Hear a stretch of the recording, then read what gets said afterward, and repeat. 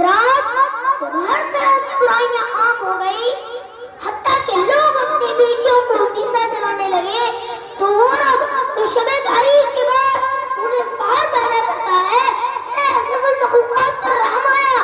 پھر اس ذات کریم نے محمد عربی صلی اللہ علیہ وسلم کو قرآن کی صورت میں انسانیت کا دستور اور ہدایت کا منشور دیا۔ یہی وجہ ہے کہ قرآن آیا تو لوگوں کے عقائد بدل گئے، معاشرتی نظام بدل گیا۔ جو ظالم تھا وہ ہمدرد بن گیا، جو برا تھا وہ نیک بن گیا۔ ابو بکر تھا صدیق اکبر بن گیا، عمر تھا فاروق اعظم بن گیا، عثمان تھا ذو النورین بن گیا، علی تھا حیدر کرار بن گیا۔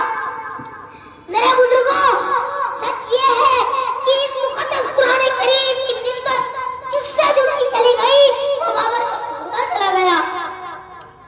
چنانچہ جب اس قرآن کریم کی نسبت شہر مکہ سے جڑی تو عام شہروں سے افضل بنا دیا۔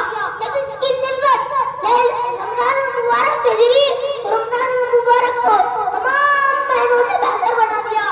جب اس کی نسبت لیلۃ القدر سے جڑی تو 1000 راتوں سے افضل بنا دیا۔ جب اس کی نسبت جبرائیل امین سے جڑی تو تمام فرشتوں کا سردار بنا دیا۔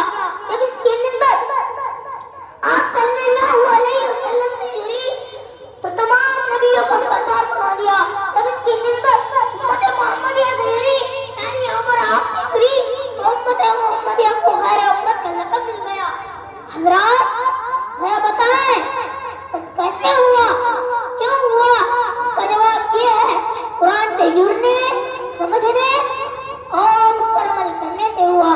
اللہ تبارک و تعالی ہم سب کو قرآن پڑھنے اور اس کی تعلیمات پر عمل کرنے کی توفیق عطا فرمائے۔